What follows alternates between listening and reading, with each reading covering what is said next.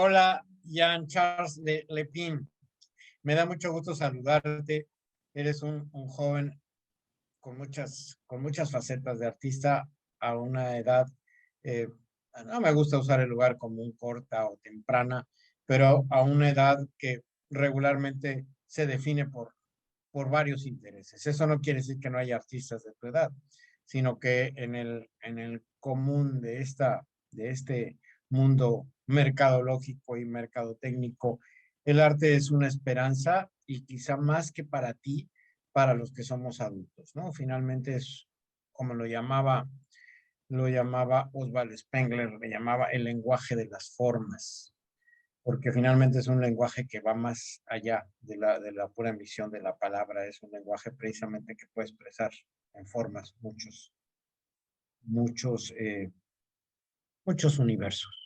Francisco, qué Eh, introducción más magistral. Tienes toda razón. muchas gracias, muchas gracias, Jan. Bueno, pues en esta decisión tuya, aquí me gustaría eh, precisamente iniciar con esta palabra. Dicen por ahí que decidirse es escindirse, ¿no? Finalmente decidirse es tomar un rumbo y otro. Y yo creo que el arte es una decisión en el sentido de escindirse en la toma de un camino, pero también es escindirse interiormente, también es romperse interiormente. Ujú. Eh, Tenemos frente a nosotros un Jan roto por dentro. Pues todo rompimiento es al mismo tiempo el proceso de curarse, de recomponerse. Son procesos que ocurren exactamente en sintonía. Ahora, esta pregunta con la que abres, decidir es renunciar. Curiosamente es el motivo de una escultura que estoy trabajando, es un torso del que salen dos cabezas, dos cuellos con una espada clavada. Y esto es la elección, que es matar a todo otro ser posible al tomar un camino. ¿Qué camino toma el joven artista cuando opta por este mundo del silencio del taller, del silencio de las notas, del silencio de la partitura? ¿Qué camino es ese? Pues es un camino de silencio, incluso en la música, pero es un camino de soledad, pero también uno de inmensa belleza y una conciencia de estar interactuando con una expresión pura de la belleza que no está afectada o está afectada en el menor grado posible por las fuerzas que rigen el mundo normalmente, que son las fuerzas comerciales. Cuando, cuando se habla de soledad, hay una gran confusión. Yo, yo creo que hay una gran diferencia entre estar solo y estar abandonado, ¿no? Absolutamente. Eh, el artista está abandonado, o sea, no el artista, no me gusta hablar en tercera persona. Jan trabaja en la soledad, en el abandono, en ambas. Yo diría que es en ambas. Hay unos momentos de la creación artística que es una absorción completa en la que puedes estar solo, pero para nada abandonado. Estás lleno, estás repleto de ti, de tu obra, de las fuerzas misteriosas que están jugándose en ese momento. El abandono, sin embargo, también es una fuerza gigantesca, es una fuerza que ha estado al fondo en la génesis de mucha creación artística, pero es un abandono que al sublimarse se convierte solo en soledad. ¿Qué significa sublimarse para ti? Es una alquimia, yo diría, es la transformación de, de un estado a otro, y manteniendo una conexión, una conciencia de ser lo mismo, pero mejorado, de ser un carbón a convertirse en diamante. ¿Eres humilde, Jan? Busco la humildad. Es bello lo que acabas de decir, buscar la humildad. ¿Y qué es la humildad? ¿Qué es la humildad? Es saber que toda otra persona tiene algo que enseñarte, que no puede haber comparación verdadera entre los seres humanos, porque todos somos de una naturaleza única. Cuando tú esculpes, porque ahora nos acercamos a esta exposición de escultura, cuando tú esculpes, eh, llegas a este final de aquella leyenda que todos conocemos, que no sabemos si es cierta o no. No creo que nadie haya estado al lado de Miguel Ángel cuando dicen que dijo eso frente a su Moisés, que le dijo, habla, ¿no? Y eso más que una anécdota cierta, es como una metáfora de está concluido, no hay más por hacer. ¿Tú crees que tus trabajos que finalmente son trabajos juveniles, y esto no es deterioro, es un trabajo de juventud, de un momento que estás viviendo, tus trabajos juveniles como trabajos juveniles, como esta participación tuya en el mundo del arte, eh, están acabados? Hay una cita, me parece que es de Mallarmé, que amo, para definir la relación entre el artista y su obra. Dice, las obras de arte no son acabadas, son abandonadas. Es muy cierto, hay un abandono, porque uno experimenta también un frenesí, un entusiasmo y una tentación gigantesca para empezar el próximo proyecto. Entonces, todo es abandonado hasta cierto punto. Yo creo que es muy difícil llegar a un punto en el que uno decide esta obra está perfecta, está completa, no se le puede cambiar nada, pero afortunadamente la misma materia decide. El material, hay un punto en el que ya no puede ser editable, en el que simplemente uno tiene que tener la madurez de caminar y dejarlo atrás. ¿Alguna de tus obras que sea más cercana a ti? ¿Por qué razón? Ah, esta obra se llama Disonancia Cognitiva, muestra un hombre que está con la cabeza separándose en dos, intentando ya sea juntarla o separarla. Y la sentí muy cercana en su momento, uno de esos momentos oscuros de la vida, de contradicción, de encontrarse en batalla contra uno mismo.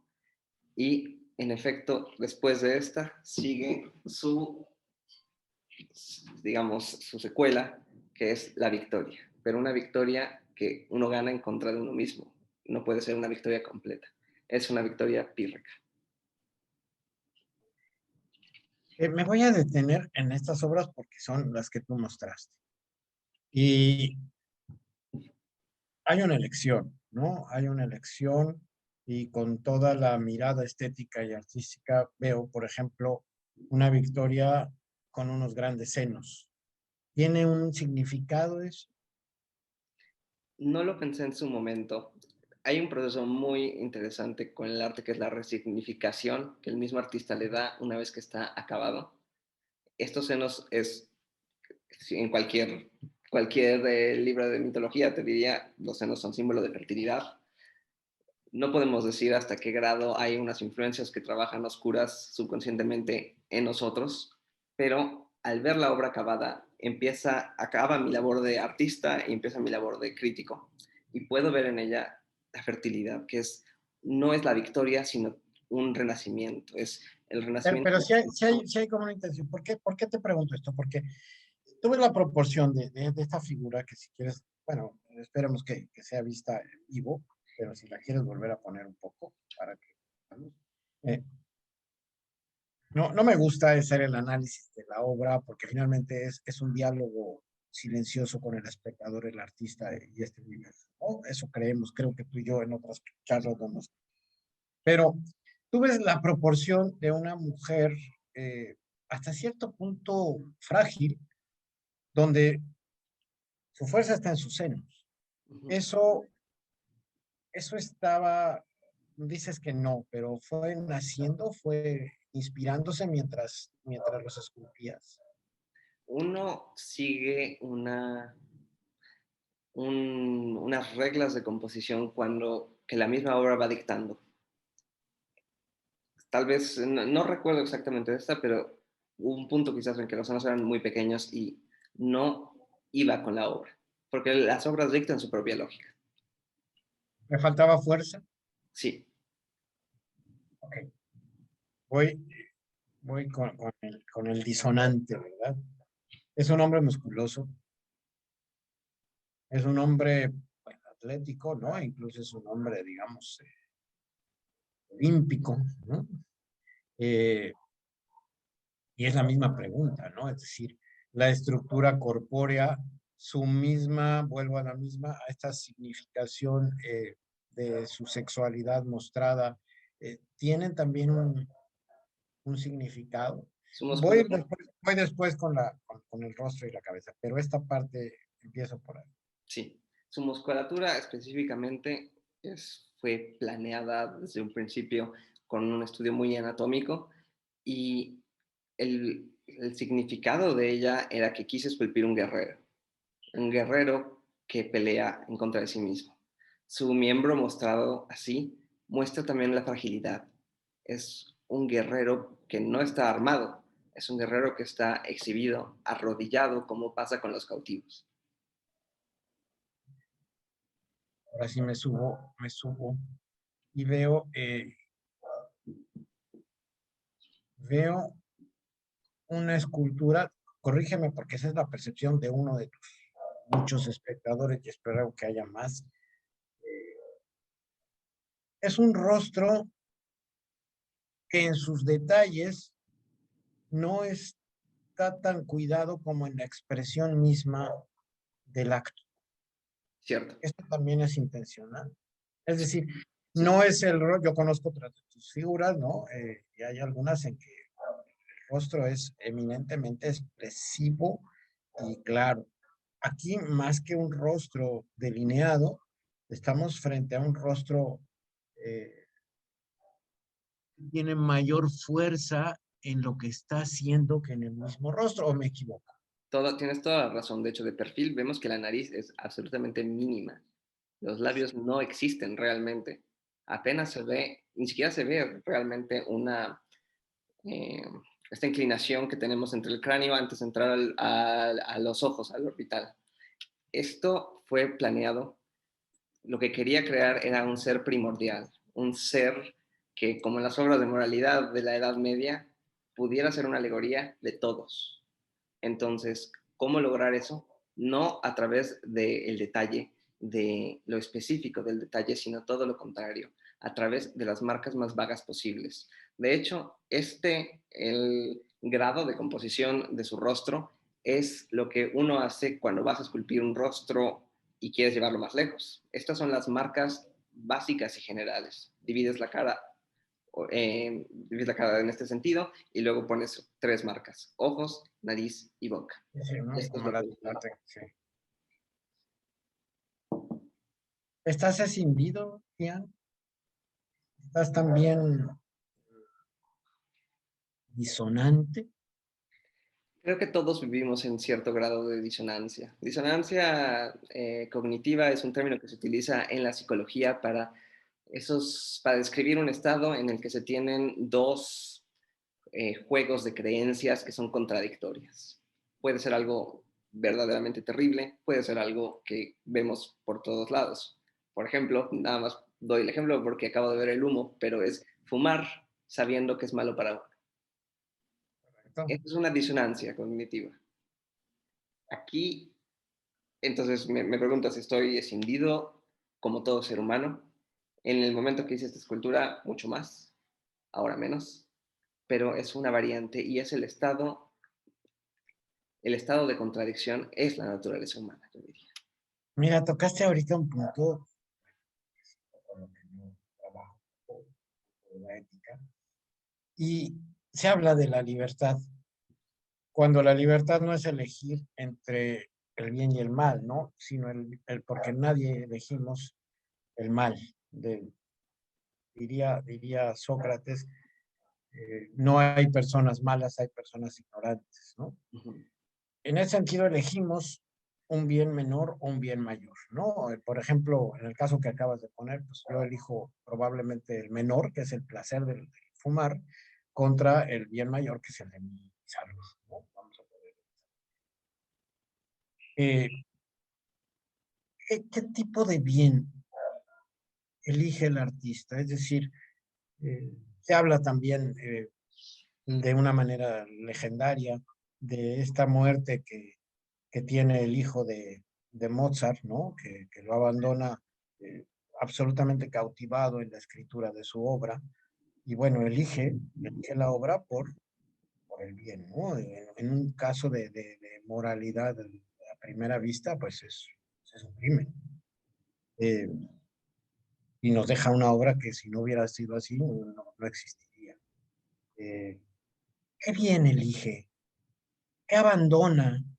¿Qué abandonas tú, Ian, para invertir un tiempo, para comprar los materiales, para dejar de estar quizá con amigos, eh, quizá con una pareja, no lo sé? Eh, ¿Cuál es el bien? ¿Qué bienes se confrontan aquí Ujú. cuando el artista elige? Yo diría, es una pregunta excelente, muchísimas gracias por ella. El artista se ve en una contradicción de que elige sacrificarse, digamos, ¿no? Por un bien, sí, decide hacer un sacrificio hacia el infinito, pero también a la fragilidad.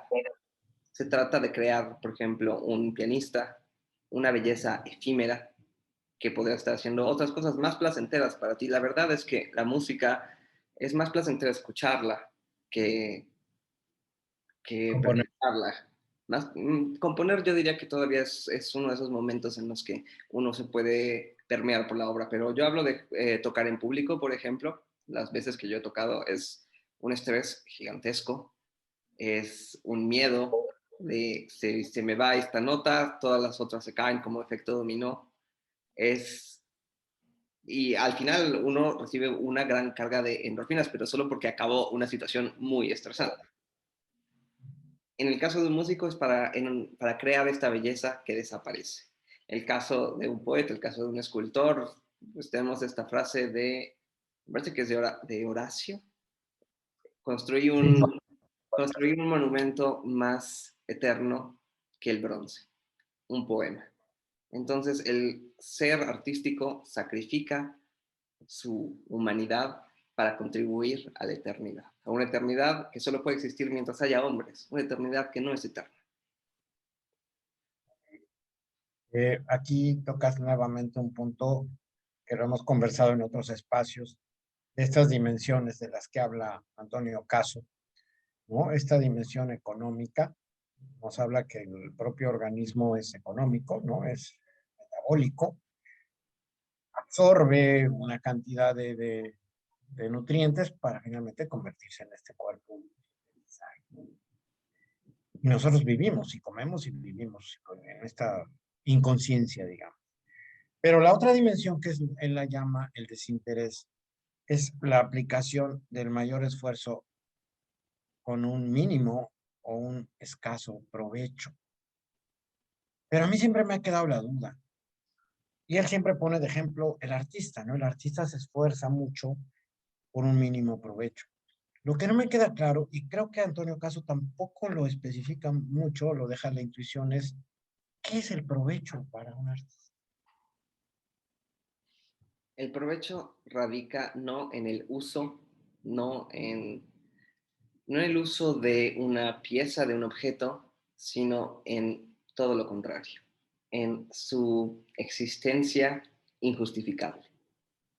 Yo diría que ese es el provecho, en una belleza que solo existe por, por sí misma y para sí misma, que no intenta justificarse de otra forma.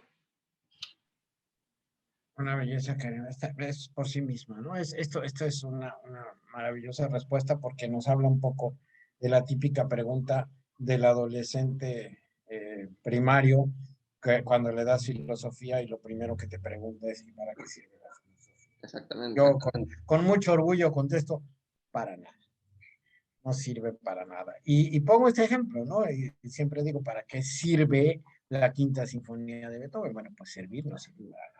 Vivimos, sí, no hoy, hemos vivido siempre en un mundo utilitario. Y es muy bello lo que tú acabas de decir, ¿no? Finalmente es esto, esta realidad efímera, esta realidad de la inutilidad del arte, ¿no? Ahí está su grandeza. Pero su propia justificación en el hecho de que, aunque sea probado que es inútil de una forma u otra, sigue ocurriendo. Toda sociedad humana lo sigue haciendo, llega hasta nuestros días. No es suficiente tener ya el Renacimiento con obras de arte insuperables en muchos sentidos. Hay una necesidad de seguir creando esta cosa tan inútil.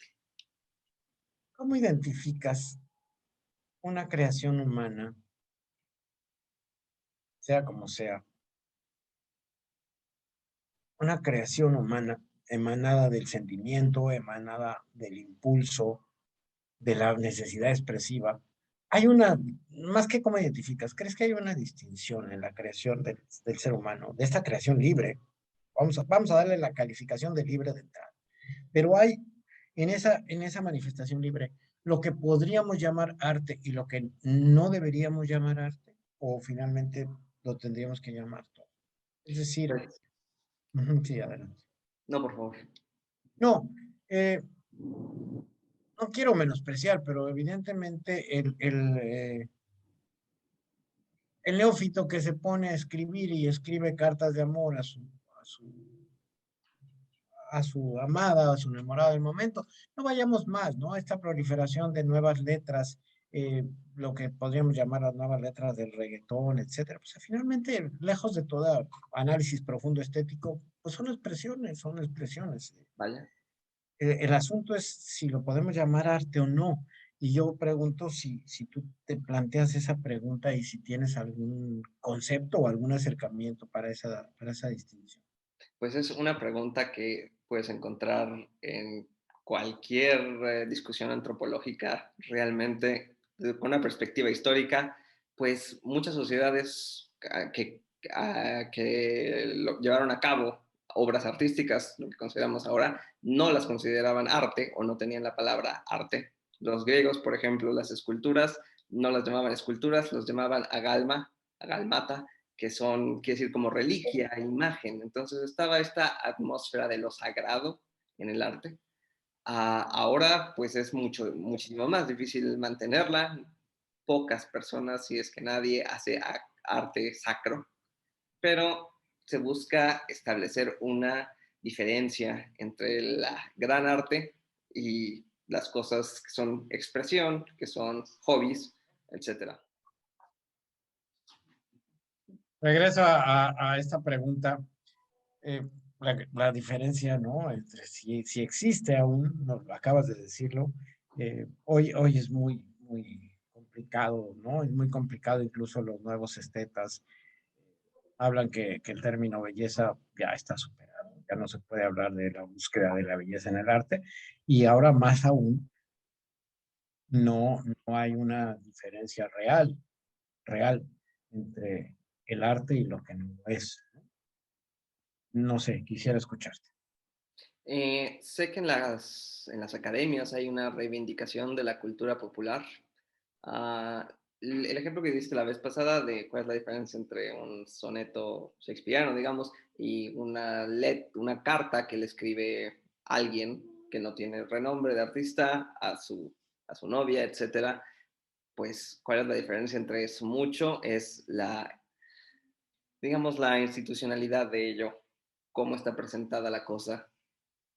Al mismo tiempo, uno no puede decir que la novena de Beethoven tiene el mismo nivel artístico que cualquier canción de reggaetón. Sin embargo, hay esta corriente que busca reivindicar la cultura como no solo un privilegio de la burguesía, que es algo por ser burgués, no es más intrínsecamente más valioso que algo que no lo es. Sin embargo, bueno, yo con mi temperamento clásico, mi regla es preguntarme qué pensaría Aristóteles de esto. Al mismo tiempo, creo que el arte es una evolución constante y que si lo hiciéramos, si es que viéramos tragedias de la forma que lo hace Aristóteles, pues no tendrían el interés que pueden tener una obra de teatro contemporánea hoy para nosotros. Sin ir más lejos, todas mis obras de teatro rompen las reglas aristotélicas. Hay una en la que se dice, pero ya rompimos las tres unidades y esta es apenas la escena uno. No obstante, fíjate, a ver qué te parece esta diferenciación. Me gustaría si quieres abundar en ella o qué te parece, porque no, esta no es mi entrevista, pero hay un término del que habla Bernard Lonergan, que es la conciencia diferenciada. Y lo voy a poner en términos muy claros, ¿no? Eh, Llamemos a una reunión a cantantes, ¿no? Y entonces, pues, a esta reunión llamamos a Plácido Domingo, Carreras y a Pavarotti, ¿no? Los típicos No debe ser. popularizados. Eh, Llamemos también a Lucerito. Hay una gran diferencia entre que a mí me gusta el Lucerito, ¿no? Y entre que sea cantante. Te lo pongo en otro terreno más preciso. Que yo haya visto la película Troya, una excelente producción, una buena actuación de Brad Pitt y de este gran actor que hace de Priamo. Eh, la veo, es una obra de artística cinematográfica, ¿no? La podemos llamar si tú quieres, pero el haber visto yo Troya no me convierte en haber leído La Ilíada. Eso es muy cierto. Entonces, ahí está la conciencia diferenciada, ¿no? El haber visto La Pasión de Mel Gibson no es haber leído a profundidad los evangelios, ¿sí? Ahí está la conciencia diferenciada. Eh, Me voy a tu obra. ¿Qué características debe tener un escultor para llamarlo escultor? Dentro de lo figurativo, tiene que haber un conocimiento, bueno, dentro de todo debe haber un conocimiento de la técnica. No puede ser todo inspirado con esta es mi expresión, este es mi estilo y eso no puede ser una excusa para la ignorancia. En lo que es la escultura figurativa, que busca representar el cuerpo específicamente humano, debe haber un conocimiento anatómico. Pero esto es pura técnica. Lo que hace un escultor es qué mensaje puedes transmitir, un mensaje que no puede ser único. El arte tiene que tener múltiples significados. Pero creo que en todo artista, abajo de su trabajo más idealizado, más idealista, debe de haber un manejo de la técnica. Como me dijo un maestro de piano, el piano puede ser la poesía, la belleza, etcétera, pero antes que nada es un mecanismo. Es controversial lo que dices, ¿no? Un poco. Te digo por qué, porque platicando con tu madre en algún momento, hablando del flamenco y hablando de esto que llama García Lorca el duende, eh, ¿Cierto? en algún momento conversábamos tu madre y yo, no me acuerdo refiriéndonos a quién, a qué baila ahora. eh, Decíamos, tiene una gran técnica, ¿no? Pero no está el duende. Uh-huh. Sí, la ves y dices, no le falla nada. Pero bueno, y lo mismo puede pasar con un pianista, ¿no? O sea, tú ves la precisión técnica del artista, del pianista, pero no hay, está esto, no lo puedo llamar de otra forma más que el duende. Sí. Eh, en el escultor, ¿qué pasa? También hay duende, naturalmente. Todas estas artes en que lo primitivo, lo octónico nace, se necesita el duende. En efecto, también hay mucha escultura, pensemos como escultura estilo rococó, siglo XVIII, muy sofisticada, que es pura técnica, pero es empalagosa hasta cierto punto. El empalago no es un término muy subjetivo, ¿ya? Todo, bueno, todo en lo estético termina siendo subjetivo, pero es algo muy estilizado, tiende a perder esa fuerza primitiva, oscura, que yo entiendo como el duende. Algo más que nos... voy a cerrar con esto. ¿Por qué un artista joven quiere exponer? Es un, es un paso necesario en el artista, la exposición. ¿Crees? Hago dos preguntas al mismo tiempo. ¿Es un paso necesario la exposición? Segunda, ¿es verdad que se puede crear para uno mismo? Para el encierro, para que se quede ahí. Pues el arte tiene una dimensión pública. puede ser una dimensión pública de cenáculo, así lo fue por un gran periodo de la historia del arte, pero es una expresión que no va en contra de su naturaleza si se queda para uno mismo, yo diría. El arte es protagónico. Como es una expresión, toda expresión implica una conciencia de la importancia que se escuche esta voz. Si no, es el silencio. ¿Cuál es tu voz, Ian? Me gustaría cerrar con esto. Mi voz son múltiples voces. Es cada escultura que hago me cambia como escultor.